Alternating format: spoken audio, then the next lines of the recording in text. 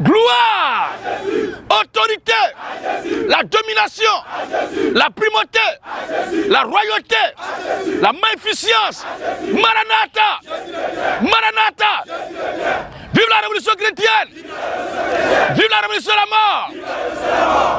Abat la religion. Les fausses communautés.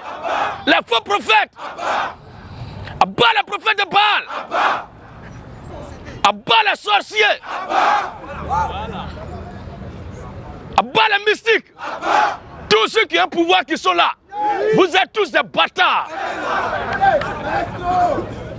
Vive la révolution de la mort. Vive la révolution de la mort. Vive l'état messianique.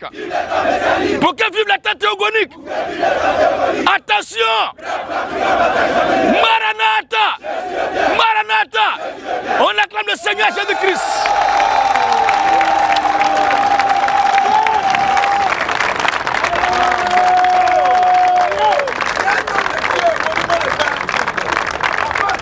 En vérité, ceux qui ne croient pas que Jésus est Dieu, Satan est mieux que vous. Le seul et unique vrai Dieu créateur des cieux et de la terre s'appelle Jésus-Christ. En dehors de Jésus-Christ, il n'y a point de Dieu. Jésus-Christ Wakbar. Jésus-Christ Wakbar. On va lire 2 passages de la Bible où Jésus a dit de sa propre bouche qu'il est Dieu. Amen, amen. Non, donnez où Jésus a dit qu'il est Dieu. Un seul verset où Jésus dit qu'il est Dieu. On vous donne ça maintenant, vous dites non, ça c'est la Bible qui a dit ça. Mais toi, tu voulais que ça soit écrit où? Tu voulais que ça soit écrit où? Abat le maman pasteur, maman prophétesse, maman apôtresse. Une femme qui prêche est possédée par le diable. La femme n'a pas le droit de prêcher. Le ministère, c'est pour les hommes. La femme, sa place, c'est la cuisine. Une femme qui prêche, c'est la péninsule de Judas. Bas le maman pasteur, maman prophétesse. Il y a un plaisanteur là qui se plaît sur le plateau télé sous prétexte que sa femme n'est pas soumise à lui. Alors qu'il dit qu'elle est maman pasteur, il appelle maman et puis il veut qu'elle soit soumise à lui. Comment ta maman va se soumettre à toi? Il parle jusqu'à puis il dit, vous voyez, mon enfant ne me respecte pas. Il n'est pas soumis. Je suis son autorité. C'est pour tout ça que vous dites que la femme ne doit pas prêcher. Abat le maman pasteur. Une femme qui prêche animée par Satan. La femme n'a pas le droit de prêcher. En tout cas dans la Bible. En tout cas dans la Bible. Après chapitre 1, 7 à 8 ans. Après le 1, 17 à 18. On va lire les 2 passages. Et là, c'est écrit que Jésus dit le Dieu. Toi, tu as une fois vu Satan où Satan a dit que je suis Satan. Tu as une fois vu ça? Où Satan dit que je suis Satan. Oui, frère. Apocalypse chapitre 1er. Il est écrit. Le verset 7 à 8. Le verset 7 à 8. Voici. Il vient sur la nuée. Il vient sur la nuée. Et tout œil le verra. Et tout œil le verra. Même ceux qui l'ont percé. Même ceux qui l'ont percé. Et toutes les tribus de la terre. Toutes les tribus de la terre. Se lamenteront à cause de lui. Se lamenteront à cause de lui. Oui, amen. Oui. Qui a été percé? Toutes les tribus de la terre se lamenteront à cause de lui. Oui, amen. Oui, amen. Je suis l'alpha. Je suis l'alpha. Et l'oméga. Qui a été percé? Question. Qui a été percé? C'est le Seigneur Jésus-Christ. Et c'est lui qui continue de parler et dit oui. Amen. Amen. Je suis l'alpha. Je suis l'alpha. Et l'oméga. Et l'oméga. Dis le Seigneur Dieu. Dis le Seigneur. Dieu. Dis le Seigneur. Dieu. Encore. Celui qui est. Celui qui est. Qui était. Pause. Hébreu chapitre 13, le verset 9. Amen, amen. Amen. Oui. Hébreu 13, 9. Il est écrit. Ne vous laissez pas. Ne vous laissez pas. Entraîner par des doctrines diverses. Ne vous laissez pas entraîner par des doctrines diverses. Et étrangères. Donc nous les chrétiens, là, le document auquel nous croyons, la doctrine à laquelle nous croyons, c'est ce qui est de la Bible. Amen. La doctrine que nous croyons, c'est celle qui est biblique. Il y a des gens qui prennent des documents pour dire que non, comme tel document a dit que Jésus n'est pas Dieu, donc ils ne croient pas. Non, nous on s'en fout de ça. Notre Dieu nous exhorte à ne pas nous laisser entraîner par des doctrines diverses. La seule doctrine à laquelle nous croyons, c'est celle qui est dans la Bible. Alléluia. C'est celle qui est dans la Bible. La Bible à laquelle nous croyons là a été claire. Et c'est ce que la Bible dit que nous les chrétiens nous croyons. Il y a des gens qui disent que la Bible n'est pas le seul document qui détient le savoir. Mais tu es libre de suivre ce que tu veux. Est-ce que dans un pays là, il y a plusieurs constitutions? Et non, ce n'est pas la constitution de votre pays là que les citoyens qui sont dans le pays doivent suivre seulement. Il ne faut pas suivre ça. Il faut aller suivre autre chose. Abat les mécréants. Les mécréants qui me croient. Jaloux. La Bible dit de ne pas se laisser distraire par des doctrines diverses. Et étrangère. Et c'est ce qui n'est pas de toi, qui n'est pas de ton village, c'est ça qui est étranger. Donc ce qui n'est pas de la Bible est étranger. Donc ceux qui veulent prendre autre document pour justifier la Bible, là, vous êtes des étrangers spirituels. Votre doctrine est étrangère. Votre enseignement est étranger. Et nous disons à bas les doctrines étrangères. À bas les doctrines étrangères. Et la gloire. Oui, je suis l'alpha et l'oméga. Je suis l'alpha et l'oméga. Dis le Seigneur Dieu. Dis le Seigneur Dieu. Celui qui est. Celui qui est. Oh, la Bible dit Jésus-Christ est le même. Oui. Attention. Vas-y. Hébreux 13, 8 ans. Ah, c'est juste à côté même de là où on était là. Jésus-Christ. C'est juste à côté des étrangers. Ah. Amen, amen. Jésus-Christ est le même. Hier. Aujourd'hui. Et éternellement. C'est pourquoi il dit ici. Je suis l'alpha. Je suis l'alpha et l'oméga. Dis le Seigneur Dieu. Dis le Seigneur Dieu. Celui qui est. Celui qui est. Qui était. Et qui vient. Jésus-Christ est le même hier, aujourd'hui et celui qui était, qui est et qui vient. C'est le même type. Celui qui est. Celui qui est. Qui était. Et qui vient. Et qui vient. Le tout-puissant. Tout-puissant. Vous voulez qu'on vous dise que Jésus est Dieu comment? Amen. Il est le Dieu tout-puissant. En Dieu de Jésus-Christ, il n'y a pas de Dieu. Ça c'est rêve de gens. Toi tu veux que ça soit rêve de qui? Bas les mécréants. S'il y a quelqu'un qui croit que Jésus n'est pas Dieu là, il faut venir. Dans n'importe quel document, on va te noyer. Bas les barbares. Bas les barbares. Amen, amen. Apocalypse chapitre 10, 1, le verset 17 à 18, non? Oui. Voilà. Apocalypse 1. 17 à 18. Il est écrit. Quand je le vis. J'ai tombé à ses pieds. Quand j'ai vu le Seigneur Jésus-Christ, il est tombé à ses pieds. Comme mort. Il posait sur moi. Sa main droite. En disant quoi? Ne crains point. Je suis le premier. Et le dernier. Et le dernier. Et le vivant. J'étais mort. Et voici. Alléluia. Amen. Quand les papes, les prophètes, les archibishops, les monseigneurs, tous vos soi-disant voyants de Dieu qui sont morts là, est-ce qu'ils ont cœur de dire ça? Est-ce qu'ils ont courage de dire ça? Est-ce qu'ils ont fancant de dire ça? La Bible dit quoi? J'étais mort. Et voici. Je suis vivant. Au siècle des siècles. Il est vivant au siècle des siècles. Qui peut être vivant au siècle des siècles? C'est Dieu seul.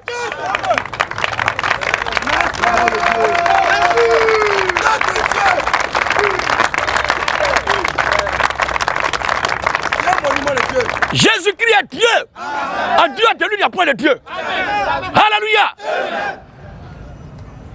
Je tiens les clés de la mort. Je tiens les clés de la mort. Et du séjour des morts. Vous n'avez pas dit que c'est Dieu qui a le pouvoir de faire mourir et de faire vivre? C'est pas Dieu? Après, Détroit chapitre 30, Détroit 32, le verset 39 dit quoi? Qui a le pouvoir? Qui tient la vie et la mort dans ses mains? Qui a le pouvoir de faire vivre et de faire mourir? C'est Dieu seul. Jésus-Christ est qui pour tenir les clés de la mort et de séjour des morts dans ses mains. Deutéronome 32, le verset 39. Il est écrit. Sachez donc que c'est moi qui suis Dieu. Que c'est moi qui suis Dieu. Et qu'il n'y a point de Dieu près de moi. Qu'il n'y a point de Dieu près de moi. Je fais vivre. Je fais vivre. Et je fais mourir. Et je fais mourir.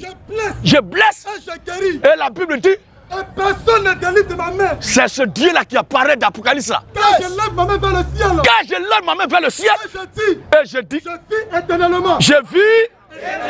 Je vis. C'est ce même Dieu-là qui est venu en chair dans un corps humain dans le Nouveau Testament pour racheter son peuple. C'est tout. Je suis vivant. Je suis vivant. Au siècle des siècles. Au siècle des siècles. Je tiens les clés de la mort. Je tiens les clés de la mort. Et du séjour des morts. Et du séjour des morts. Voici notre Dieu. Présenté. Maestro!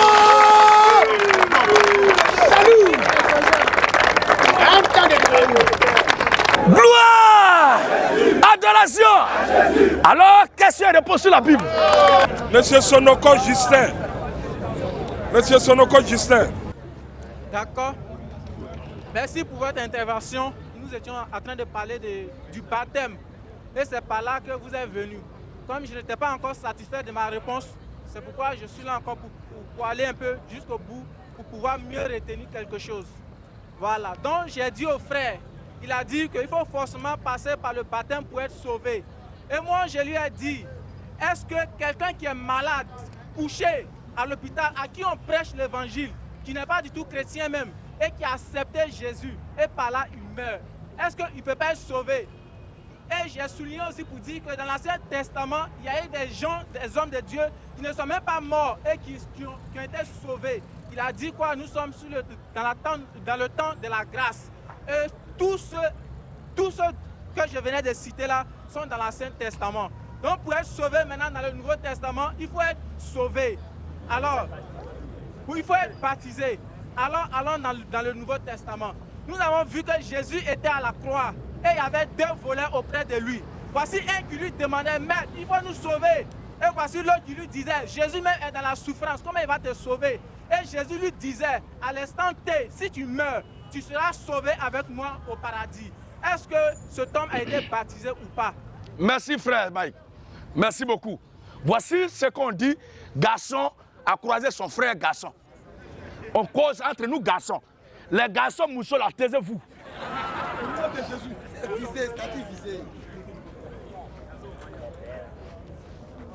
Frère Maïk, chaque temps dans la Bible est bien précis avec la réalité que Dieu envoie.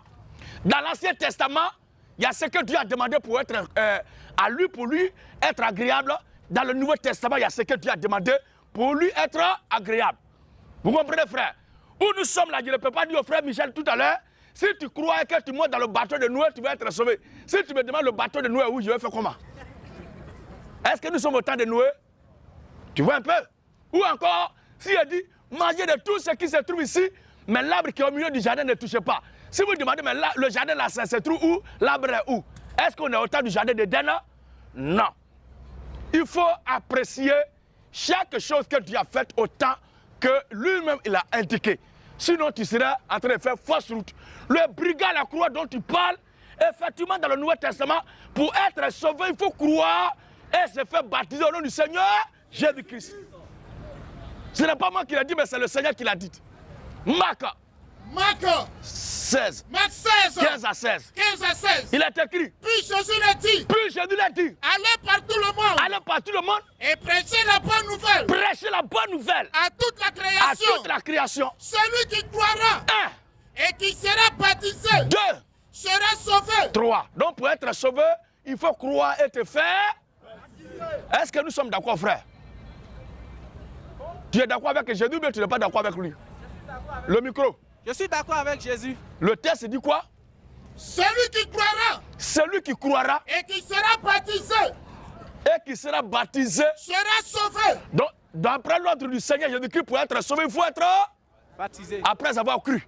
Maintenant, la question que tu soulèves et qui retient nous tous notre attention ce soir, c'est que la croix, quand le Seigneur a été crucifié, il y avait un brigand à sa droite et l'autre à sa gauche. Il y a un qui l'accusait pour dire, si tu es fils de Dieu capable de sauver, sauve-toi toi-même. Il y a un autre qui dit, souviens-toi de moi, Seigneur, quand tu viendras dans ton règne. Et dit à ce dernier-là, je te dis aujourd'hui, mais tu seras avec moi dans le royaume de Dieu, dans le paradis. C'est ça? Tu demandes maintenant, est-ce que ce dernier-là a été baptisé? Frère, il y a ce qu'on appelle la naissance d'un homme. Ou bien je laisse l'homme, je prends un arbre, on prend le grain, la semence, tu vois un peu? On met dans le sol. Si la pluie ne vient pas, est-ce que la semence qui est là va germer, va pousser? Non. Voilà. Donc quand il va pleuvoir, la semence va sortir de la terre. Mais est-ce que on peut demander à la semence qui sort de la terre tout de suite de produire les fruits pour nous donner à manger. C'est vrai que c'est destiné à produire les fruits, mais il faut attendre d'abord que la période arrive pour que ça produise ses fruits. Tu comprends un peu? Dans la Bible aussi, c'est comme ça les choses sont. Il faut suivre les choses de façon chronologique. Il y a la naissance du Seigneur, il y a le commencement de son ministère après son baptême, il y a sa mise à mort, sa crucifixion bien sûr, son enterrement, sa résurrection et son apparition aux disciples pour leur donner l'ordre de mission. Tu comprends un peu? Quand on prend dans l'ordre chronologique, dans l'échelle de graduation, des faits bibliques, de la naissance jusqu'à l'ordre de baptême que le Seigneur a donné là, le cas du brigand à la croix était avant l'ordre de baptême. Tu comprends un peu? C'était avant l'ordre de baptême. C'est quand Jésus a été enterré, c'est-à-dire il est mort, il est descendu de la croix, on l'a enterré, il est ressuscité. C'est là qu'il a donné l'ordre à ses disciples pour d'aller baptiser. Sinon, au temps du brigand à la croix, il n'a pas encore donné l'ordre de baptiser. Donc tu ne peux pas prendre ce dernier-là pour venir envoyer ça dans la partie où Jésus est ressuscité et puis il a donné l'ordre d'aller baptiser. On va perdre le fil. Tu comprends un peu? Est-ce que toi tu es le brigand à la croix? Je ne suis pas le brigand. Voilà, maintenant l'homme qui est malade, sur le lit dont tu parles, il est alité à cause de la maladie. Mais la maladie là, qui a créé ça? Qui fait guérir l'homme? Qui guérit? La maladie peut être causée aussi par les aliments que nous consommons.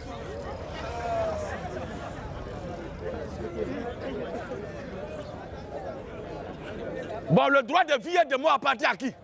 À Dieu. Qui guérit l'homme? Dieu. Alors, si ce dernier est destiné au salut, qui doit prendre son baptême? Entre toi et Dieu, qui doit prendre les précautions pour que ce dernier-là soit guéri? C'est Dieu. C'est pas lui qui a laissé mort, qu'il a ressuscité d'entre les morts. Qu'est-ce qui est impossible à notre Dieu? Quand lui donne son ordre, il fait en sorte que tous ses enfants respectent l'ordre. Quelle que soit la situation où tu te trouves, il fera en sorte que tu respectes l'ordre avant de partir. Donc frère, voici un peu l'ordre des choses. D'accord?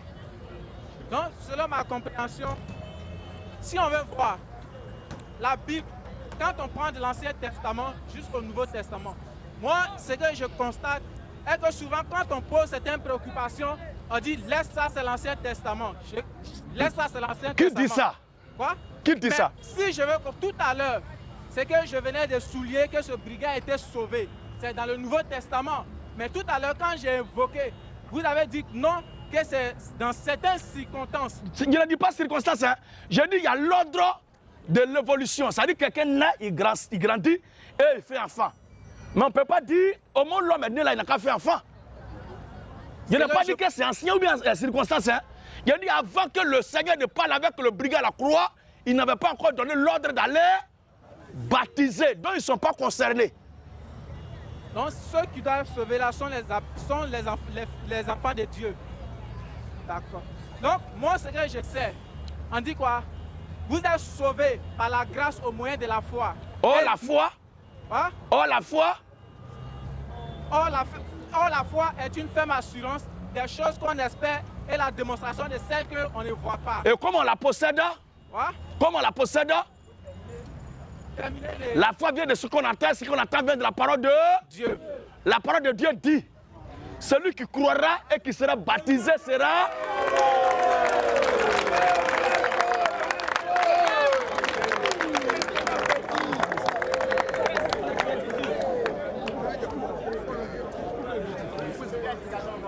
Moi, je ne sais pas pourquoi ce soir, alléluia, pourquoi ce soir on va perdre le temps ici en tant que croyant public. Qui disons que nous croyons au Seigneur Jésus-Christ en tant que ses adeptes, on va se poser à l'ordre donné par le Seigneur. On va mettre en cause, on va hypothéquer ça, on va facultativer ça. Le Seigneur a dit de baptiser celui qui croira. Celui qui croira qui sera baptisé sera sauvé. Tu crois ou pas? Si tu crois, tu te fais baptiser. Si tu ne crois pas, tu ne fais pas baptiser. C'est simple que ça, frère. D'accord. Merci beaucoup. Au suivant.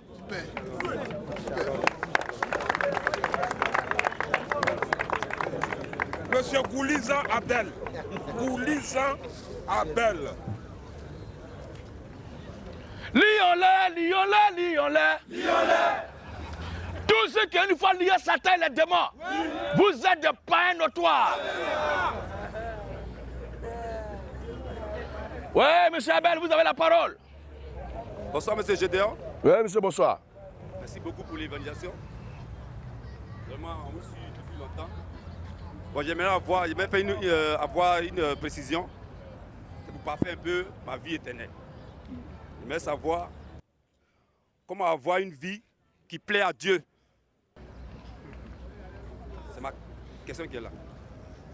Comment avoir une vie qui plaît à Dieu? Comment avoir une vie qui plaît à Dieu? Oui, oui. D'ailleurs, il n'y a pas quelqu'un qui peut plaire à Dieu. Dieu, il se plaît lui-même, c'est bon. Tout ce qu'il demande à lui-même pour être sauvé, c'est de croire en l'évangile, se faire baptiser au nom de Jésus-Christ pour être sauvé. Où vous êtes là, si vous croyez ce qu'il prêche là, vous devez vous faire baptiser au nom du Seigneur Jésus-Christ et vous êtes sauvé. Le reste là, le Christ étant en vous, lui-même, il va vous conduire à vous conduire. Donc, sur ce, j'aimerais pas moi aussi mon baptême.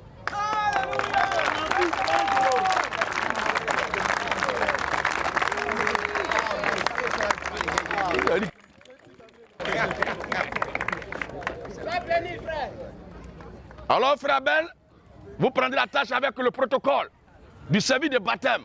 Et nous vous baptiserons avec un bon cœur pour le salut de vos âmes. Au suivant. J'appelle monsieur Yoboué Paten. Yoboué. Paten. Le grand Yoboué.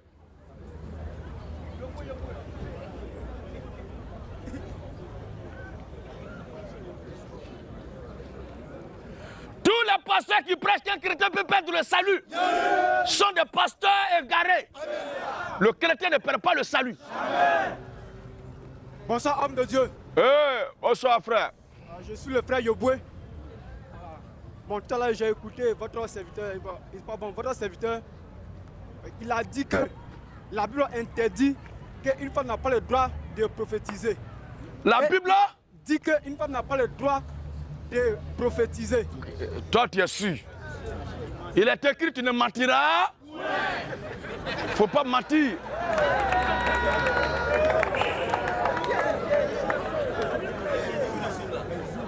Alléluia. Ce n'est pas de l'orgueil ni l'audace, mais ceux qui sont ici là, je peux mettre ma main au feu, même si je ne suis pas là pour dire qu'ils ont dit telle chose. Si je mets ma main au feu pour dire que ce n'est pas vrai, ils n'ont pas dit ça, c'est qu'ils n'ont pas dit ça. C'est que c'est toi qui as mal compris. Quand je suis arrivé là, j'ai répété ce qu'ils avaient dit. Nous disons que la femme n'a pas le droit de prêcher. Une femme qui prêche, c'est la petite soeur de Judas. Toutes les mamans pasteurs sont des satanes. La femme n'a pas droit au ministère. Le ministère, c'est pour les garçons. Mais le don de prophétie, le ministère prophétique, ce n'est pas la même chose. Ok, parce qu'il avait dit qu'une femme qui prophétise, elle est du diable. S'il vous plaît. Alléluia. Qui a entendu ce qu'il dit là? Regarde. Qui a entendu ce qu'il a dit là? Regarde derrière toi. Personne, c'est toi seul. C'est pourquoi vous dites que quand vous êtes à un rassemblement là, prêtez attention. Parce que vous avez déjà en tête des choses. Pour vous, ce que vous avez en tête là, aujourd'hui vous verrez pour confondre. Prêtez attention pour voir si ce que vous avez en tête, on va répéter ça. Nous n'avons jamais dit ça. On reconnaît que dans la Bible, il y a les femmes qui ont le don de prophétie. Mais le ministère prophétique avec le don de prophétie, ce n'est pas la même chose. Ok. Maintenant, ok. Je vous ai suivi un peu sur les réseaux sociaux. Vous avez dit qu'une femme qui se vole, vous avez dit que la Bible interdit la vol de la femme. Que non, en temps normal, une femme ne peut pas voler. Comment que la Bible interdit ça? Alléluia! Je n'ai jamais dit ça, mon ami. Il y a une femme qui attache Modibo, qui attache foulard, et qui pense que c'est ça le voile de la femme, elle est possédée par le diable. Quand le voile de la femme, c'est la chevelure. Le voile de la femme, là, c'est sa chevelure. Ce sont les cheveux de la femme qui sont son voile. Donc, elle ne doit pas attacher au foulard. C'est pas biblique. C'est pas biblique. Mais pourquoi la Bible dit que...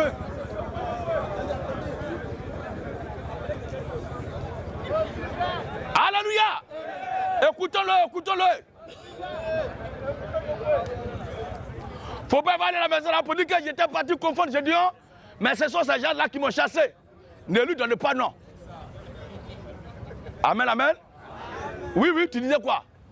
Parce que, bon, j'ai vu un passage qui dit que non, une femme qui prie et qui profite, ça c'est voiler de Dieu. Effectivement, nous disons amen. Maintenant, voile là, c'est quoi? Toi, tu as mis foulard. Hein? Oui. Le mot voile, c'est un mot français qui veut dire un obstacle qui empêche la vue d'un homme d'atteindre l'objectif. C'est-à-dire, si le frère qui est en lieu derrière toi, je vais le regarder, puis toi, tu es ici, tu m'empêches de le voir, tu deviens un voile. S'il dit quelque chose, et puis l'esprit religieux qui est en toi, ce que ton pasteur a enseigné, t'empêche de comprendre ce qu'il dit, le faux enseignement de ton pasteur devient un... Tu comprends un peu? Si tu veux faire du bien à quelqu'un, mais de toute façon, les gens ont dénigré la personne, ça te pousse à ne plus l'aider. La haine, le dénigrement que les gens ont répandu est devenu un qui t'empêche de lui faire du bien. Donc ne vois pas voile comme foulard. Il reconnaît aussi que dans certains contextes, le foulard peut être voile, mais tout voile n'est pas un foulard. Voici ce qu'il est dit. Tu comprends un peu? On va lire le passage. 1 Corinthiens 11. Il est écrit. Verset 13. Hein? Jugez en vous-même. Jugez en vous-même. Est-il convenable qu'une femme prie Dieu Est-il convenable qu'une femme prie Dieu sans être voilée? sans être Voilée. C'est pas ça? Hein? La nature elle-même La nature elle-même ne vous enseigne-t-elle pas ne vous enseigne-t-elle pas que c'est une honte pour l'homme de porter de longs cheveux? que c'est une honte pour l'homme de porter de Longs cheveux. longs cheveux? Tu vois maintenant, on parle de voile, on parle de cheveux. Oui? Mais que c'est une gloire pour la femme Que c'est une gloire pour la femme. d'emporter. C'est un quantitatif. Remplaçant cheveux. Tu comprends bien? Donc la gloire de la femme, c'est sa chevelure. Continue. Parce que la chevelure Parce que la chevelure, lui a été donnée comme voile. est-ce que ça on a besoin de chercher ailleurs?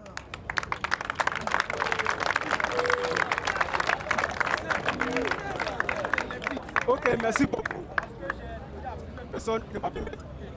Il ne peut pas t'expliquer. Parce que ce qui est en moi là n'est pas en eux. Aussi longtemps que tu n'es pas tombé sur l'un d'entre nous, tu n'auras pas cette réponse-là. C'est l'Esprit de Dieu qui répond ce que l'Esprit de Dieu a dit. Un homme ne peut produire que ce qu'il a en lui. Merci beaucoup. Merci. Quand je commence Yoboué. bien, c'est qu'elle vole maintenant. Donc merci beaucoup. Monsieur Mabéi Ismaël, Mabéi Ismaël.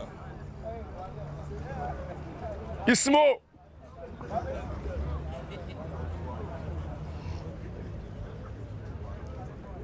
Merci. Bonsoir, monsieur Gédéon. Bonsoir Ismo. Oui. Moi, mon inquiétude, c'est que souvent dans les églises, il y a des pasteurs qui demandent à leurs fidèles ou l'église tout entière de parler en langue. Donc moi, je voulais savoir si une église entière peut parler en langue ou bien si c'est l'Esprit de Dieu qui permet à l'homme de parler en langue. Merci frère Ismo. Dans la Bible, la préoccupation que tu soulèves a été traitée dans le moindre détail par l'Esprit du Seigneur, en tout cas pour les enfants de Dieu. Mais pour ceux qui sont nés pour être égarés, jusqu'à cette heure, ça paraît confusion dans l'esprit. Toutes les communautés, les gens parlent la langue en désordre là. C'est un esprit de mort. Ce n'est pas le Saint-Esprit. C'est au funérail qu'on pleure comme ça. Tu vois que quand le frère Yoboué parlait tout à l'heure, je l'ai écouté. Quand je prends la parole, il m'écoute aussi. Même chose pour toi aussi. Tu es en train de parler tout à l'heure, je t'écoutais, nous tous on t'écoute. Maintenant je parle, vous tous vous m'écoutez. Maintenant si chacun se mettait à parler au moment où l'autre parle, est-ce qu'on pourra s'entendre? C'est dans ça, Dieu va descendre et puis il va pousser tout le monde à parler à la fois. Mais on va comprendre quoi? Rekedebo, bracadabra, rekadabao seke barakato. On dit bon. On dit bon, ça veut dire quoi? L'autre crie là-bas. Hokuwaka, hokuwaka, hoka, hoka, kaka. Quand il finit les woro, il demande un peu d'eau à boire. Bah bien là, qui n'a qu'à te de l'eau à boire? Il faut parler à l'air. Parler à l'air. Break de bro. Break de bras. Le kabahobo chebo kabahasha. Quand on écoute jusqu'à ils finissent tout cela. Et puis il y a les gens qui aiment ça. Quand il faut ça, on dit, oh, vraiment l'homme de Dieu, la onction. Saint-Esprit a dit, cherche le Saint-Esprit. Quel Saint-Esprit? Il a l'onction. L'onction avec lui. Et ils ont une façon de parler pour épater les gens. C'est un esprit de désordre. Bas les boucs. Bas les palais de boucs. C'est cabri qui fait bébé pour monter sur sa femelle. Et ils font ça là, c'est pour monter sur quoi? Bas les palais en l'air. On va lire le texte, frère. Où l'esprit du Seigneur nous a donné l'enseignement là-dessus. 1 Corinthiens 14. Il est écrit. À partir du verset 7. Oui. Si les objets inanimés. Si les objets inanimés Qui rendent un son. Qui rendent un son. Comme une flûte. Comme une flûte. Ou une harpe. Oui. Ne rendent pas de son distinct. Ne donne pas de son distinct. Comment reconnaîtra-t-on ce qui est joué sur la flûte? Tu vois un peu? Ou sur la harpe? On prend un orchestre musical, un groupe musical. L'écriture est en train de nous dire déjà, il y a le guitariste et il y a celui qui joue la harpe là. C'est ça? Il y a aussi le tambouriste, il y a aussi le pianiste. Et le batteur et le chanteur. Maintenant, lui qui joue piano là, je vis un puissant, oh, il n'y a pas pareil. L'autre qui est là-bas, il dit, Jésus, tu es alpha et Jésus, tu es oméga. Bon, le lead vocal là, lui va prendre quel morceau? Les choristes vont répondre à qui? Tu vois un peu? Alors? Et si la trompette règne son confus? Si la trompette règne son confus, il se préparera au combat. Dans le camp militaire, il y a une façon de sonner la trompette pour qu'on parte manger. Il y a une façon de sonner pour qu'on parte manger. Il y a une façon de sonner pour aller au drapeau. Quand le camp a attaqué, il y a une façon de sonner aussi pour qu'on se prépare au combat. Maintenant, si on sonne les trois là à la fois, on va aller où? Tu vois un peu? Tu vois comment Dieu descend dans les petits moins détails, les petits trucs pour nous expliquer les choses propres. Alléluia! Amen. Oui, frère. De même vous. De même vous. Si par la langue. Si par la langue. Vous ne donnez pas une parole distincte. Vous ne donnez pas une parole distincte. Distincte. Comment saura-t-on ce que vous dites? Comment on peut savoir ce que vous dites? Car vous parlerez en l'air. Vous parlerez en l'air. Vous parlerez en l'air. En l'air. Quelques nombreuses. Et c'est ce qu'ils font là. Quelques nombreuses. Que puissent être dans le monde. Quelques nombreuses langues qui puissent être dans le monde. De diverses langues. De diverses langues. Il n'en a aucune. Il n'y a pas de langue. Qui ne soit une langue intelligible. Est-ce qu'il y a une langue comme Tini, comme patois qu'on parle sur cette terre d'ivoire que les gens ne comprennent pas entre eux? Tu vois un peu? Voilà. Hein? Si donc, je ne connais pas le sens de la langue. Si je ne connais pas le sens de la langue, je serai un papa pour celui qui parle. Voilà. Et celui qui parle. Et celui qui parle sera un papa pour moi. Donc, ce sont les communautés des barbares. Ce que tu as dit tout à l'heure, ce sont des barbares. Ce ne sont pas des chrétiens. Verset 23. Qu'est-ce qu'il faut faire? Si donc, dans une assemblée de l'église entière, tous parlent en langue. Tout le monde parle en langue, comme tu l'as dit tout à l'heure. Et qui suivait des hommes du peuple. Oui. Ou des non-croyants. Ou des non-croyants. Ne dira-t-il pas que vous êtes fous? Tu vois un peu? Dieu dit, si les gens vous voient faire ça, est-ce qu'ils ne vont pas dire que vous êtes fous? Est-ce que Dieu est un esprit de folie? Est-ce que le Saint-Esprit c'est la folie? Tu vois un peu? Alors, que fait ton frère? Maintenant, après avoir posé la question, dénoncer le faux, la problématique maintenant est retracée. Qu'est-ce qu'il faut faire en matière de parler en langue, frère? Lorsque vous vous assemblez. Lorsque vous vous assemblez, qu'est-ce qu'il faut faire? Les uns ou les autres parmi vous. Les uns ou les autres parmi vous ont-ils un cantique, une instruction, une révélation, une langue, une langue. Donc quand il y a langue à côté, une interprétation, donc quand il y a langue directement, il faut que ça soit interprété. Oui. Que tout se fasse pour l'édification. Que tout se fasse pour l'édification. En est-il qui parle en langue? En est-il qui parle en langue? Que deux ou trois ou plus parlent. Nous ne sommes pas contre le parler en langue. Mais si c'est l'Esprit de Dieu, est-ce que l'Esprit de Dieu peut se contredire? Frère Ismo, est-ce que... Micro? Non. Maintenant, Dieu dit... En est-il qui parle en langue? En est-il qui parle en langue? Que deux ou trois ou plus parlent. Si c'est trois personnes, ça dit pas forcément que depuis la naissance de l'église jusqu'à la fin de l'église, c'est trois frères qui doivent avoir droit de parler en langue. Non. Mais chaque jour, quand on se rassemble là, si l'Esprit de Dieu s'est trop manifesté, il faut qu'il s'assoie trois personnes. Demain, ça peut être toi, lui là. Après, demain, ça peut être celle-là, lui là. Mais on ne doit pas le dire de trois personnes lorsqu'on se rassemble. Je ne sais pas si tu comprends bien maintenant. Voilà. Que 2 ou 3 plus parlent. Que 2 ou 3 plus parlent. Chacun à son tour. Maintenant, les 3 qui doivent parler là, chacun a Son tour. à son tour. Et que quelqu'un interprète. Non seulement chacun à son tour, mais si frère Isma a fini de parler, Gédéon doit interpréter. Ou le frère Isma lui-même, s'il a le don d'interpréter, s'il a fini de parler là, il doit interpréter. Donc s'il a parlé là, il faut forcément... Est-ce que cela est autant de ça? La Bible dit que ce sont les barbares. Oui. S'il n'y a plus d'interprète. S'il n'y a plus d'interprète. Qu'on se taise dans l'église. Qu'on se taise dans l'église. Mais comme ils s'entêtent et puis ils ne peuvent pas se taire, il faut quitter là-bas.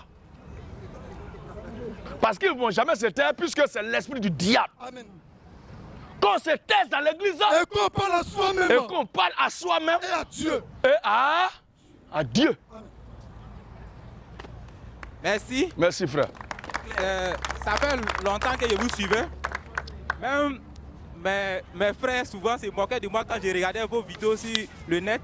Me disaient que toi tu vas être le disciple de Gédéon. Et la question que je voulais te poser, si je crois à ce que l'homme de Dieu, Gédéon, prêche, et que je me fais baptiser, qu'est-ce que je dois faire encore derrière? Ou bien c'est Dieu qui va me conduire, ou bien c'est... Qu'est-ce que je dois encore faire après ça? Est-ce qu'il faut croire seulement être baptisé? À part ça, il n'y a rien d'autre à faire encore? Ou bien... Après avoir cru, tu te fais baptiser, oui. Tu dois rester dans la foi jusqu'à ce que le Seigneur vienne nous chercher. C'est quoi la Bible dit? De ne pas abandonner votre assemblée. Donc chaque rassemblement, tu dois être là pour écouter, pour t'instruire, pour t'édifier et grandir spirituellement. Pour qu'un jour, toi aussi, tu puisses exhorter les autres aussi à rentrer à la maison, dans la foi, dans le Seigneur. Voilà. Merci. Comme moi, je suis un homme de vérité, j'aimerais être baptisé.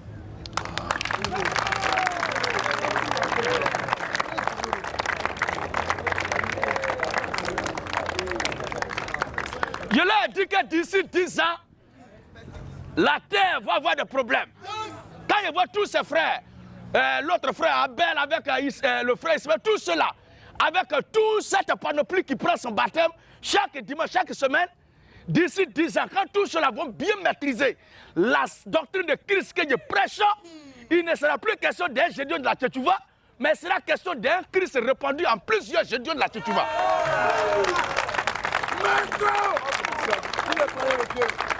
Alléluia! Et ceux qui vont penser que si Gédéon n'est plus de ce monde, leur cauchemar va prendre fin, ils vont mal le regretter.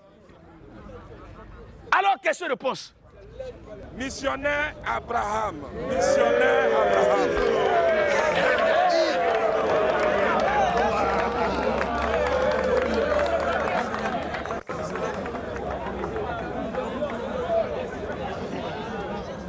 Alléluia!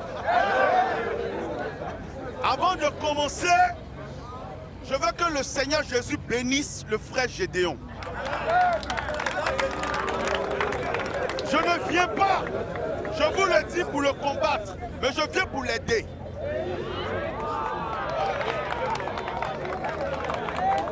Le frère Gédéon est en train de faire un combat qu'il faut saluer. Ça, je vous le dis. Le côté où Gédéon est en train de déconner, c'est sur la dîme. Gédéon, que le Seigneur Jésus te bénisse. Mais, sur le côté de la dîme, Gédéon, tu es dans l'horreur. Tu as eu à dire à maintes reprises, et je t'ai entendu, qu'on doit payer la dîme. Gédéon, j'ai une question, comme c'est question-réponse. Donne-moi un seul verset dans le Nouveau Testament où il est demandé de payer la dîme. Question.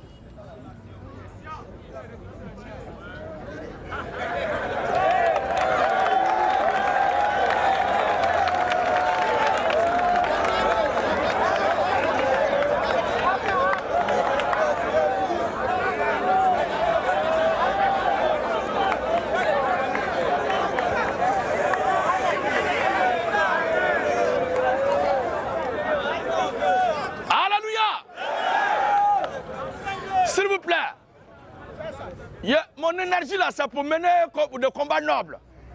Comme c'est un truc comme ça, on ne peut jamais me demander de donner où c'est autorisé sans toutefois demander où c'est interdit.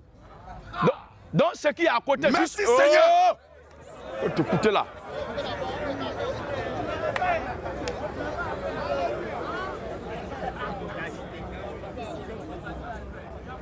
Alors, montre-moi le verset. Moi, il ne te dit pas dans le Nouveau Testament, il dit dans toute la Bible où il est interdit de payer la dîme. Question. Le livre de Hébreux 7 interdit de payer la dîme. Hébreux 7 combien? Verset 1, et puis on descend. Toutes les églises qui payent la dîme sont dans l'horreur. Hébreux 7, et puis on descend. Hébreux 7, là, combien de passages?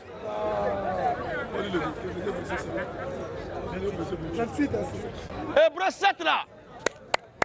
Hébreux 7 là, il y a 27 versets. Effectivement.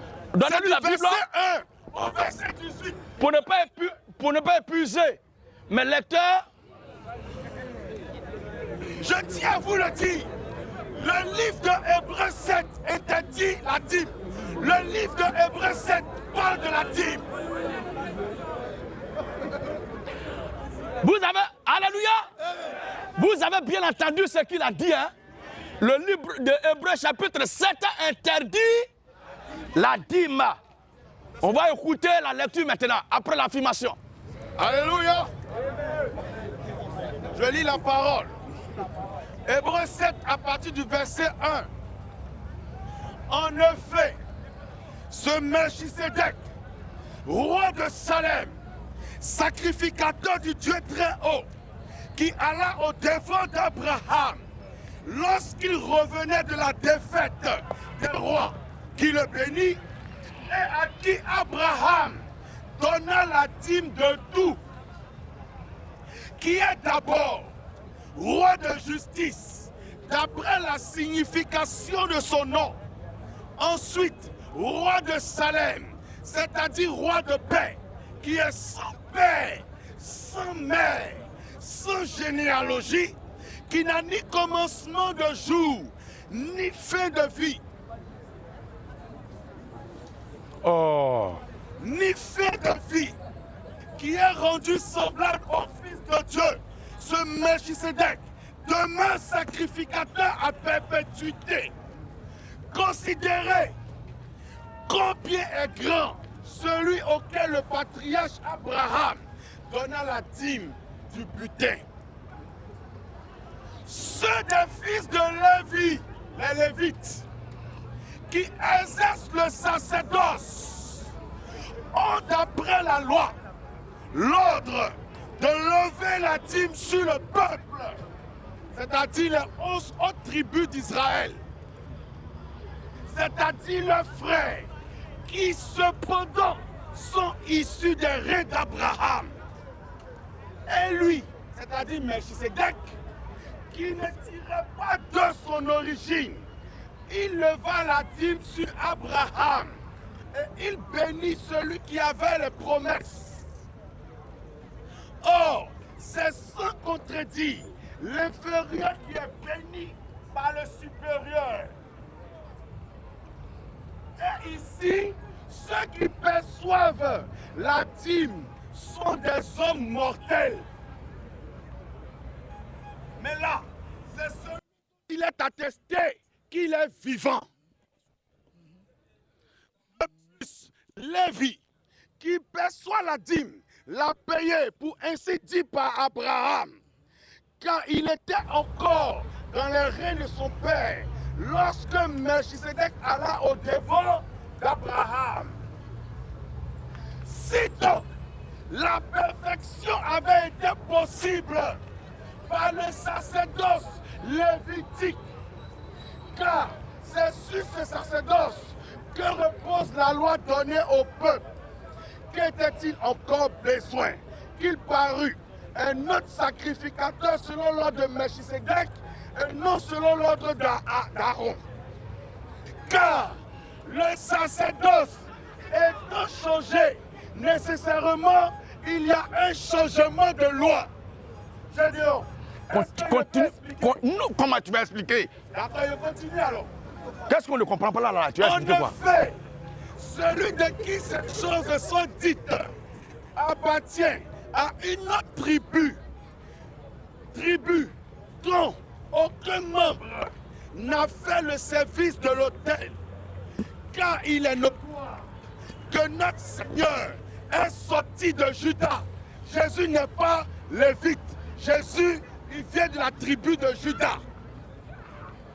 Tribu dont Moïse n'a rien dit pour ce qui concerne le sacerdoce. Ce qui veut dire que Jésus ne doit pas pratiquer le sacerdoce selon la loi.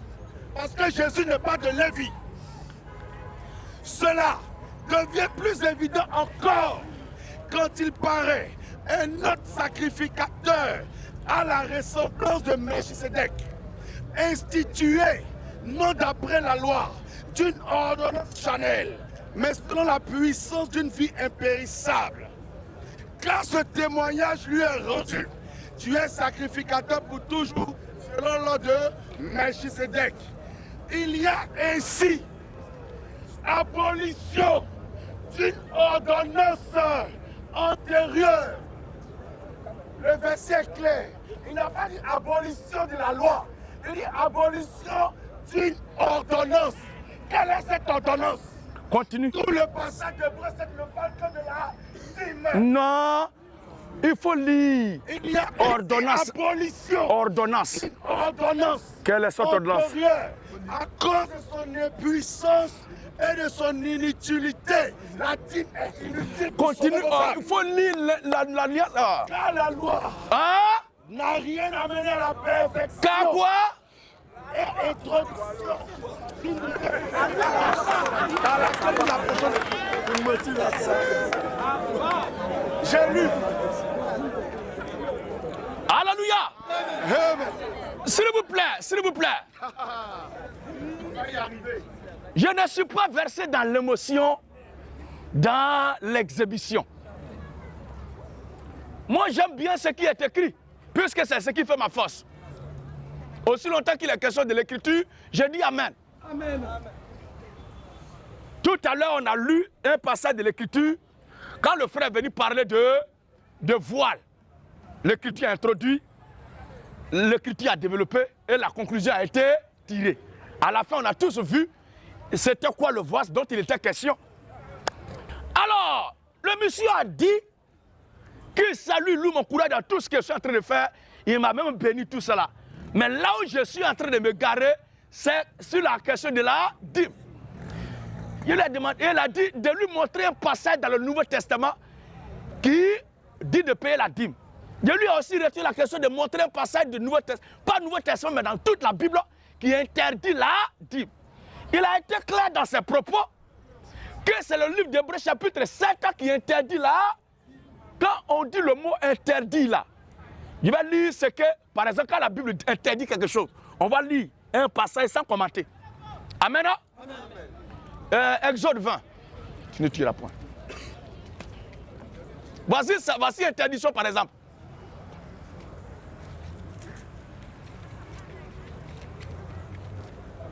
Celui qui a la page. Exode 20, le verset 13. Hein? Puis l'éternel Dieu dit, Puis l'éternel Dieu dit, tu ne tueras point. Amen. Amen. Tu ne tueras. Point. Est-ce qu'il y a besoin d'expliquer ça là? C'est une interdiction. Ça ne souffre d'aucun cours de compréhension. Je vais expliquer ensuite. Tu ne commettras point d'adultère. Est-ce qu'on a besoin de commenter ça là? Tu vas donner quelle explication? Le texte lui-même il est clair. Le livre d'Hébreux chapitre 7 qu'il a lu là, nous parle d'un personnage qui exerçait une sacrificature. Laquelle sacrificature est liée à une ordonnance basée sur les principes. S'il y a changement de sacrificature, il y a nécessairement changement de loi. Lui, il a dit, c'est la dîme. Mais nulle part, il n'a dit que c'est dîme. Parce qu'Abraham et Melchisédek n'étaient pas sous la loi. Abraham et Melchisédek n'étaient pas sous la loi.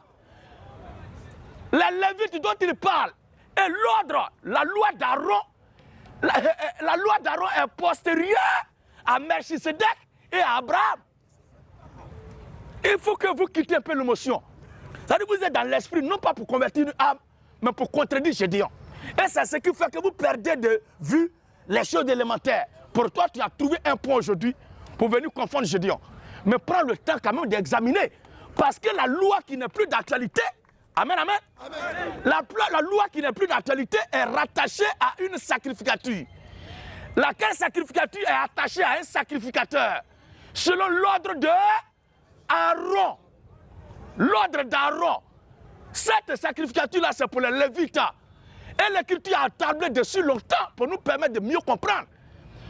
Mais Aaron, Moïse, ils ne sont même pas contemporains d'Abraham, ni de Melchisedec.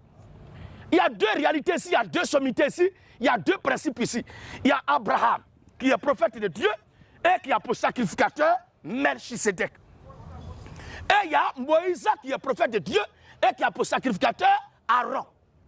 Il y a la sacrificature de Melchisedec, il y a la sacrificature selon l'ordre de Melchisedec, et il y a la sacrificature selon l'ordre d'Aaron. Voici la comparaison qui est faite entre les deux. Mais la dîme a été payée, a été donnée à Melchisedec. Pas que Melchisedec est antérieur à Abraham, plutôt à Aaron ou à Moïse, mais il est antérieur. Melchisedec et Abraham sont antérieurs à Aaron et à Moïse. Alors, s'il y a une alliance, il y a un ordre qui est perpétré, qui est perpétué plutôt, qui est pérennisé, ici dans le texte, c'est l'ordre de Melchisedec. Parce qu'il a dit que Christ est apparu selon l'ordre de Melchisedec. Mais est-ce que dans l'ordre de Melchisedec, il était dit qu'il y avait quelque chose qui était injuste là-bas? Ce qui était imparfait, qui devait être remplacé, c'est l'ordre d'Aaron. Pas l'ordre de Melchisedec. C'est parce que l'ordre de Melchisedec est la perfection que ça a été perpétué.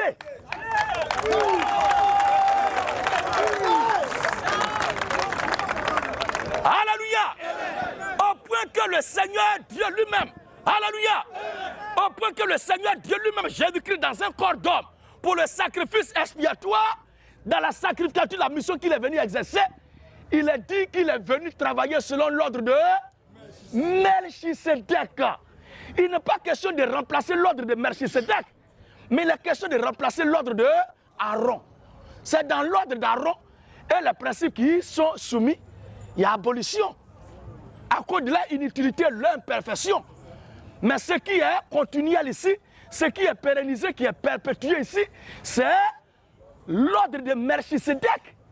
Mais c'est dans l'ordre de Melchisedec qu'Abraham a donné la dîme. Où est la partie? Moi, où je suis là? Je vous dis quelque chose. Hein?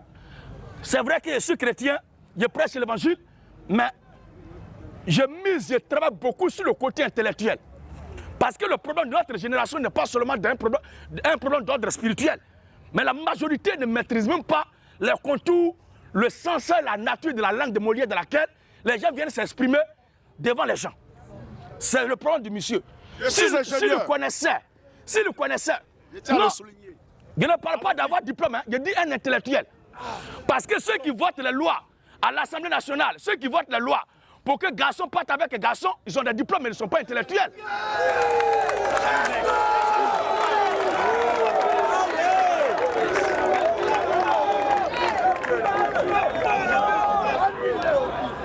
Alléluia. Ils ont des diplômes mais ne sont pas intellectuels. Pour moi, l'intellectuel, c'est celui qui est intelligent et qui sait ce qu'il dit et qui comprend bien ce qu'il a compris, afin de pouvoir rendre ça ne paraissant pas ridicule et inutile. C'est ça. Quand tu me dis que tu es ingénieur, je suis surpris. Pour une question de compréhension de ce texte littéraire simple là, il y a deux ordres. Lequel de ces deux ordres-là est inutile et a été remplacé? Si tu avais compris ça, tu ne serais pas dans cette exhibition. Maintenant, jusque-là, tu n'as pas soulevé le texte où il est dit la dîme est interdite. La dîme est abolie. Et il faisait la lecture, on va relire maintenant. La partie disait tout à l'heure, il y a interdiction d'une ordonnance antérieure à cause de son inutilité. Lui dit c'est dîme. On va voir l'écriture elle-même va faire sortir ce qui est inutile. Après 7 ans, le verset 17 à 20. Oui. Quand ce témoignage, Hébreu combien? Hébreu 7, Hein? le verset 17 à 20. Écoutons ensemble. Quand ce témoignage lui est rendu, Quand ce témoignage lui est rendu, tu es sacrificateur pour toujours. tu es sacrificateur pour toujours. Selon l'ordre de Melchisédek. Donc ce n'est pas l'ordre de Melchisédek qui est inutile, qui est mis en cause, qui est caduque, qui est folklore. Non. Non. Sinon celui qui vient qu'on introduit là ne serait pas selon l'ordre de Melchisédek. Parce que l'ordre de Melchisédek est basé sur le Melchisédek. Or, quand on fait sortir la nature, l'identité réelle de Melchisédek, c'est Dieu lui-même. C'est Christ lui-même, dans la posture du souverain sacrificateur, au temps d'Abraham. Donc, il ne peut pas paraître Dieu lui-même et il va faire quelque chose qui est imparfait, qui est inutile. Ce n'est pas possible. C'est pourquoi il revient lui-même sous la forme d'un être humain passé, naissant, croissant, grandissant. Il a accepté maintenant de revenir à son ordre ancien qu'il a posé déjà quand il est apparu au temps d'Abraham, en tant que Melchisédek. Oui, Il y a ici il y a ainsi abolition abolition d'une ordonnance antérieure. d'une ordonnance, Antérieure. d'une ordonnance. Antérieure. Quand on dit antérieur, ça veut dire passé. Est-ce que vous comprenez? Amen. Quand on dit antérieur, ça veut dire ce qui est. Maintenant, si c'est antérieur à l'ordre de Melchisédek, l'Écriture allait lui montrer c'est quelle loi qui existait avant l'ordre de Melchisédek. Il y avait quelle sacrificature avant Melchisédek. Mais quand il a dit une ordonnance antérieure, c'est-à-dire que cette ordonnance-là, qu'on ramène maintenant, dont on est en train de parler, doit être comparée à ce qui est antérieur. Et qu'est-ce qui est antérieur, qu'est-ce qui est d'actualité? L'Écriture va bien nous situer. Il y a ici abolition Hein? d'une ordonnance antérieure. Oui, À cause de son impuissance à cause de son impuissance, et de son inutilité. de son inutilité, c'est inutile là. Car la loi, Voilà. Car là, la loi, Jean chapitre 1, le verset 17 à 18. On va écouter le passage. Jean 1, 17 à 18. Oui. Car la loi a été donnée par Moïse. La loi a été donnée par Moïse. La loi a été donnée par Moïse. Entre Moïse et puis Abraham, qui a âgé? Entre Moïse et puis Abraham, qui a existé premièrement? Alors, donc, ce n'est pas Melchisédek, ni Abraham, mais c'est Moïse qui est l'auteur de la loi. Car la loi a été donnée par Moïse. a été donnée par Moïse. La grâce et la vérité. La grâce et la vérité sont venues par Jésus-Christ. maintenant qui a jeté les jalons déjà de la grâce dans l'Ancien Testament, parce que Jésus-Christ qui vient de travailler dans la période de la grâce, qui vient travailler dans la grâce, il travaille selon l'ordre de quelqu'un. Est-ce qu'il travaille selon l'ordre d'Aaron ou bien selon l'ordre de Melchisédek? question. Oui, Car la loi n'a rien amené à la perfection n'a rien amené à la perfection et introduction et introduction d'une meilleure expérience d'une meilleure expérience. par laquelle Introduction d'une meilleure espérance par laquelle nous nous approchons de Dieu. nous nous approchons de Dieu. Et comme cela Et comme cela n'a pas eu lieu n'a pas eu lieu dans un serment. dans un serment. Car tandis que les Lévites sont devenus sacrificateurs sans serment, sont devenus sacrificateurs sans serment, Jésus l'est devenu Jésus l'est devenu avec serment avec serment par celui qui a dit, par celui qui a dit, le Seigneur a juré, le Seigneur a juré, et il a dit, il ne se repentira pas. Tu es sacrificateur pour toujours. tu es sacrificateur pour, Toujours. tu es sacrificateur pour, Toujours. Hein. Selon l'ordre de Melchisédek. selon l'ordre de, Melchisédek. selon l'ordre de, Melchisédek. alors, Jésus est par cela même Jésus est par cela même le garant le garant d'une alliance plus excellente. d'une alliance plus excellente. De plus, De plus, il y a eu des sacrificateurs en grand nombre. il y a eu des sacrificateurs en grand nombre. Parce que la mort Parce que la mort, les empêchait d'être permanents. voilà. Mais lui, Jésus, parce qu'il demeure éternellement. Il demeure, Éternellement. il demeure Éternellement. éternellement. Possède un sacerdoce Il possède un sacerdoce qui n'est pas transmissible. qui n'est pas transmissible. C'est aussi pour cela C'est aussi pour cela qu'il peut sauver parfaitement qu'il peut sauver parfaitement. ceux qui s'approchent de Dieu par lui. Je veux qu'on lise la partie où il a lu pour mentir là. Tu allais loin. C'est quoi, il vous avait dit dessus quand il lisait là? Le verset 11. Si donc la perfection avait été possible par le sacerdoce lévitique. Alors, pas de Melchisédek. Par le sacerdoce lévitique. Oh, Abraham n'était pas dans le sacerdoce lévitique. Abraham n'était pas dans le sacerdoce lévitique. Oui. Car c'est sur ce sacerdoce-là que repose la loi donnée au peuple. Voilà. Qu'était-il encore besoin? Il parut un autre sacrificateur. Voilà. Selon l'ordre de Melchisédek. Toujours selon l'ordre de Melchisédek. Abraham appelait la dîme, c'était selon l'ordre de Melchisédek. Et non selon l'ordre d'Aaron. Alors, c'est une question d'ordre, ce n'est pas une affaire de personne. Oui. Car le sacerdoce étant changé. Voilà tout à l'heure ce qu'il disait, la dîme a été abolie. Voici ça, écoutons ça maintenant. Le sacerdoce étant changé, nécessairement aussi, il y a changement de loi. Il y a changement de loi. Est-ce que la dîme était la loi? Continue. En effet, celui de qui ces choses sont dites appartient à une autre tribu. Tribu. Donc aucun membre n'a fait le service de l'autel. Car il est notoire que notre Seigneur est sorti de Juda. Tribu dont Moïse n'a rien dit pour ce qui concerne le sacerdoce. Donc le sacerdoce qu'on dépeint qui n'est plus utile et qui doit être remplacé là, c'est le sacerdoce établi au jour de Moïse. Qui a été établi au jour de Moïse, pas au jour d'Abraham. Oui. Cela devient plus évident. Encore. Quand il parut un autre sacrificateur. À la ressemblance de Melchisédek. Voilà. Institué d'après. La loi d'une ordonnance charnelle. Non, hein. Mais selon la puissance d'une vie impérissable. Voici qui est clair. Où est écrit que la dîme est abolie?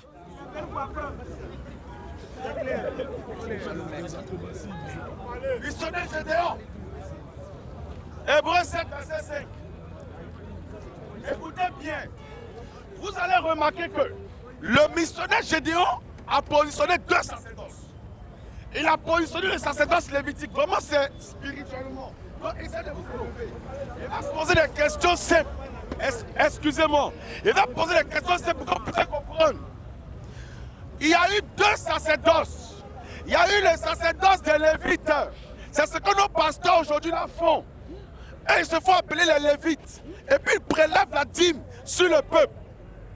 Maintenant, Jésus-Christ, quand il vient, il a un autre sacerdoce qui est supérieur à celui des Lévites.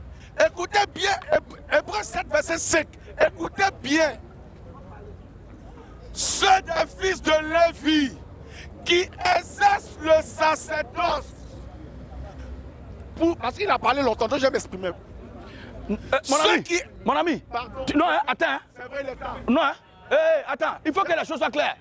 Non, je ne te dis pas d'aller rapidement.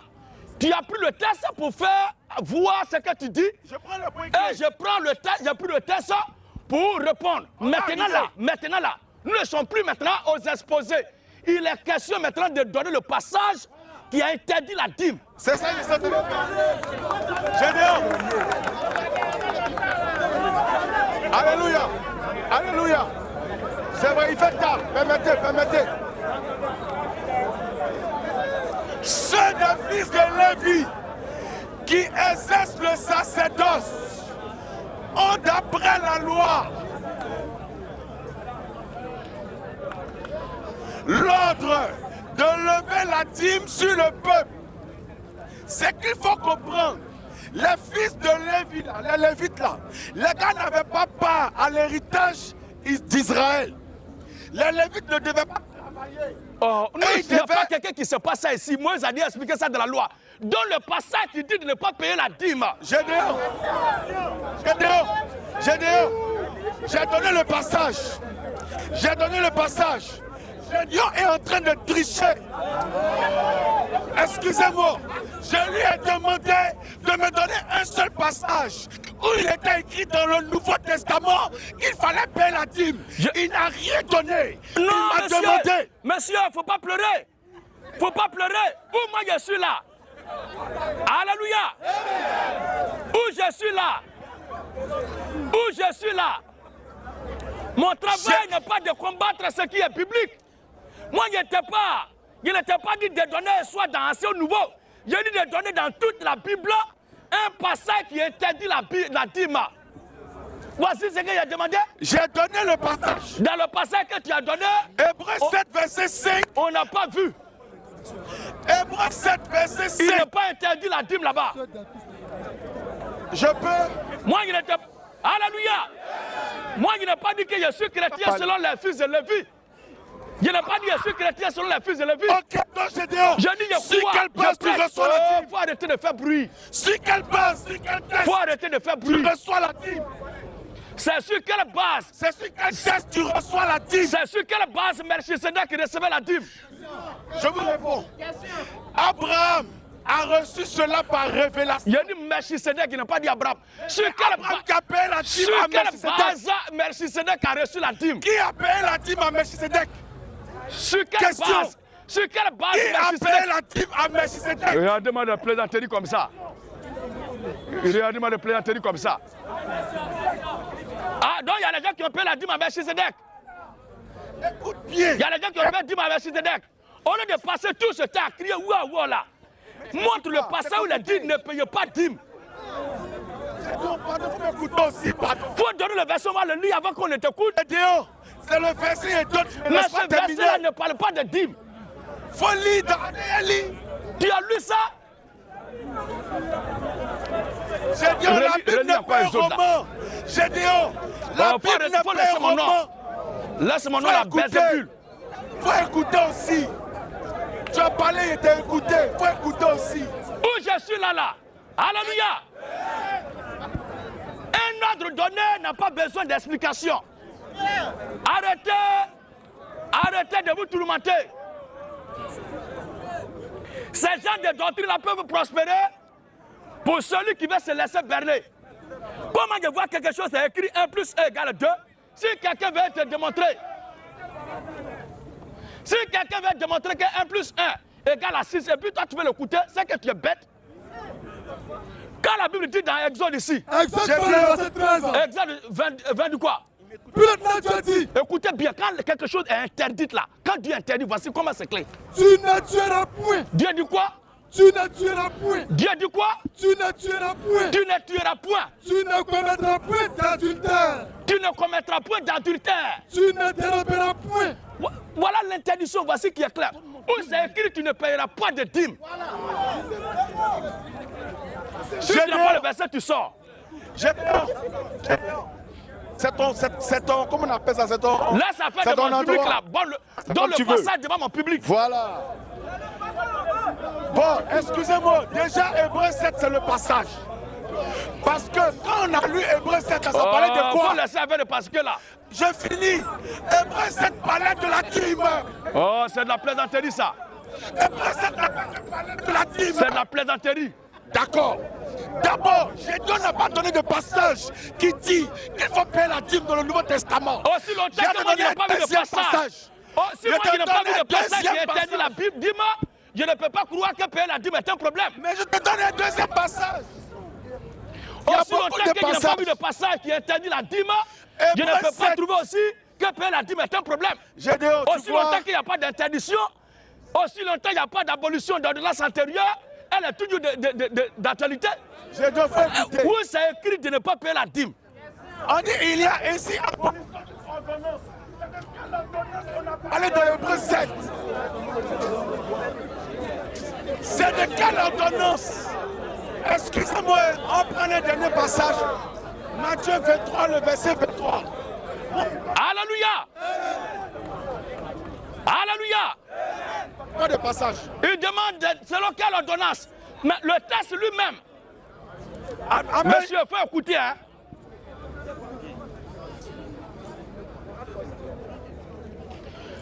Il a demandé. S'il vous plaît, arrêtez de faire bruit.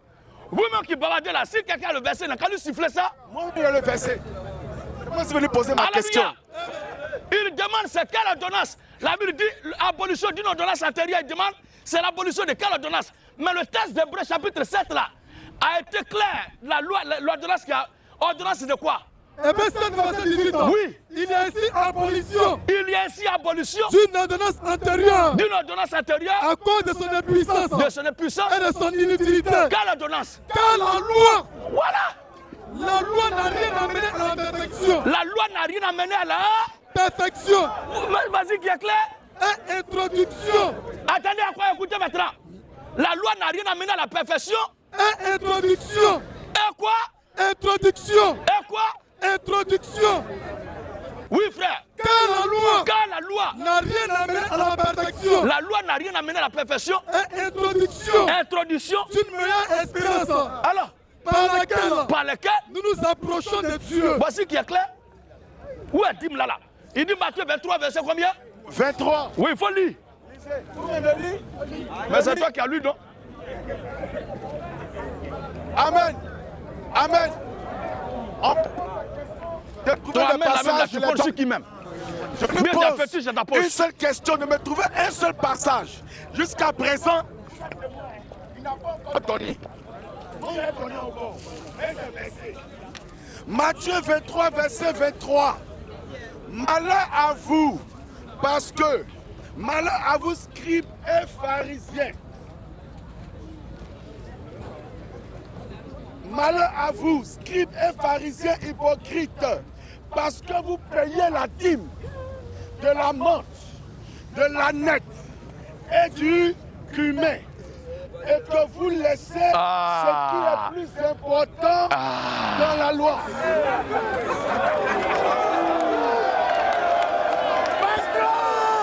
On part ton Dieu, merci toi. Quand vous allez finir là, il y a pas. Amen. Amen. Amen. Alléluia.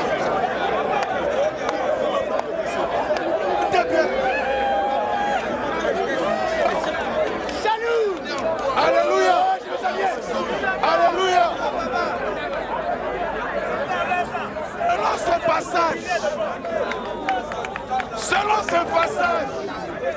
Selon ce passage, est-ce que la dîme est-ce que la dîme Je relis. Matthieu 23, verset 23. Malheur à vous, scribes et pharisiens hypocrites, parce que vous payez la dîme de la menthe, de l'âneth et du cumin, et que vous laissez ce qui est plus important dans la loi. Ma question est de savoir pourquoi Jésus-Christ dit malheur à vous, parce que vous payez la dîme et que vous laissez ce qui est important. Amen. Amen. Vous voyez, s'il vous plaît les gars, le temps est parti, je vais répondre à ça, on va se séparer. Vous voyez, quand je vous disais tout à l'heure, avoir le diplôme ne fait pas de quelqu'un intellectuel, c'est la preuve qui est là. On va réécouter, on va lire le texte. Matthieu 23, 23. Matthieu 23, 23. Malheur à vous. Malheur à vous. Scribes et pharisiens hypocrites. Je disais tout à l'heure que ce n'est pas d'un problème d'ordre spirituel seulement, mais c'est intellectuel. Vous allez constater vous-même. Malheur à vous, scribes et pharisiens hypocrites.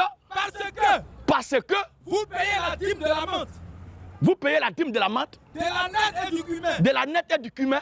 Et que vous laissez. Et que vous laissez. Ce qui est plus important dans la loi. Pause. Quand on dit plus important, c'est le superlatif.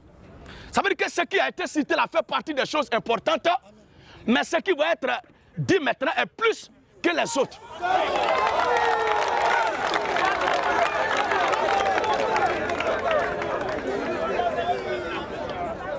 Alléluia. On dit vous êtes tous intelligents, mais lui il est plus intelligent que vous tous. Ça ne veut pas dire que vous n'êtes pas intelligent. Ça n'annule pas l'importance et l'utilité de ceux-ci. Ils sont importants, mais ne sont pas plus importants face à ce qui représente ce qui vient là. En toute chose, il y a ce qu'on appelle les cas les plus urgents. Ça ne veut pas dire que les autres cas ne sont pas urgents. Il y a les cas qui sont les plus nécessaires. Ça ne veut pas dire que les autres cas ne sont pas nécessaires. On va écouter jusqu'à la fin du test. Parce que vous payez la dîme de l'amende. Vous payez la dîme de l'amende. De la nette et du cumin. De la nette et du cumin. Et que vous laissez. Et que vous laissez. Ce qui est plus important de la loi. Maintenant, est-ce que ça s'est arrêté? Non. On va écouter le Seigneur jusqu'à la fin. Virgule. La justice. La justice. La miséricorde. Vous laissez ce qui est plus important dans la loi. Maintenant, on va citer maintenant, le Seigneur cite maintenant ce qui est plus important. Pas parce que les autres ne sont pas importants, mais les autres ne sont pas plus importants que ce qui vient là. Parce que si tu payes 10 mots, tu fais tout ça là-haut, mais tu mets de côté ce qui vient là, ça ne sert à rien. C'est quoi la Bible dit? Même si je donne mes habits aux pauvres, je me donne même pour être brûlé au feu, je distribue ma nourriture à tout le monde, et que je n'ai pas l'amour, je ne sers à rien. Et pourtant, il dit, si tu as 2 habits, donne un à ton frère. Il est dit de partager avec son frère. Si ton frère est dans le besoin et qu'il te demande, alors que tu as la possibilité de l'aider, et tu lui dis, va-toi et réchauffe-toi, que Dieu soit avec toi, la Bible dit, tu es méchant. Ça veut dire, tu aimeras ton prochain comme toi. Il faut aider ton frère s'il est dans le besoin. Mais ici, la Bible dit, si je n'ai pas l'amour et que j'aide mon frère, je donne même mes habits, je me fais brûler au feu pour la cause de mes frères, et que je n'ai pas l'amour, je ne sers à rien. C'est de ça la question. Vous laissez ce qui est le plus important dans la loi. La justice. La justice. La miséricorde. La miséricorde. Et la fidélité. Et la fidélité. C'est là ce qu'il fallait pratiquer. Écoute, jusqu'à la fin. C'est là ce qu'il fallait pratiquer. Sans négliger les autres choses. Sans négliger les autres.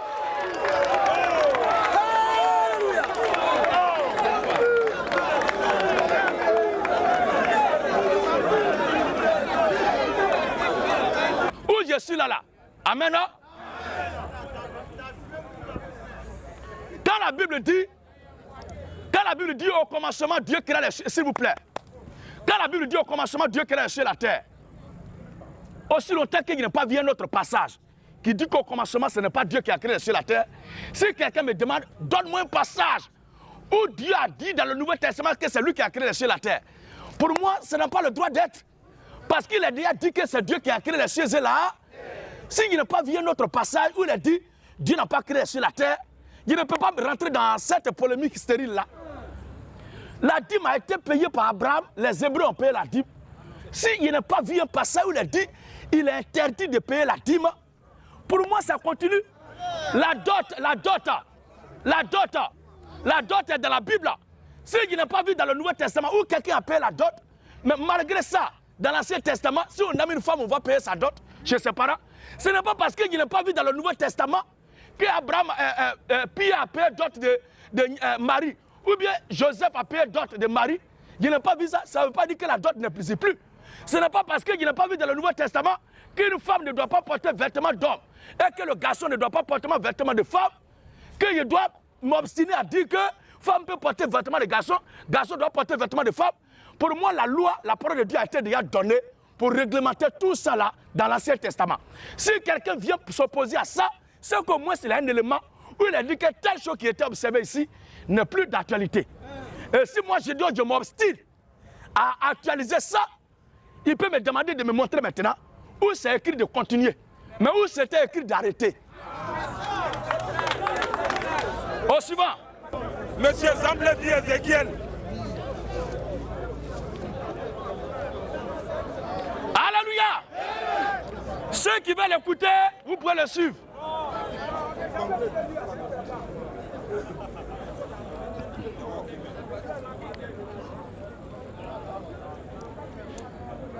Bonsoir, monsieur Gédéon. Bonsoir, monsieur Zamblé. Moi, je suis diplômé, mais c'est intellectuel.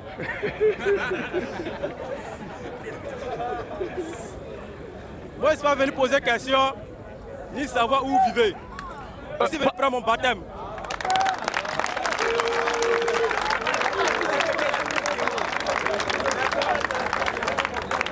Vive la révolution chrétienne! Vive la révolution et la mort. Vu que le temps qui nous est assigné ici est à son terme, il est bon de savoir se séparer pour se retrouver. Nous vous donnons rendez-vous jeudi à Gonzac, ville Terre Rouge. Sur ce, que Dieu bénisse la Côte d'Ivoire, que Dieu bénisse l'Afrique. Shalom à tous, à la prochaine.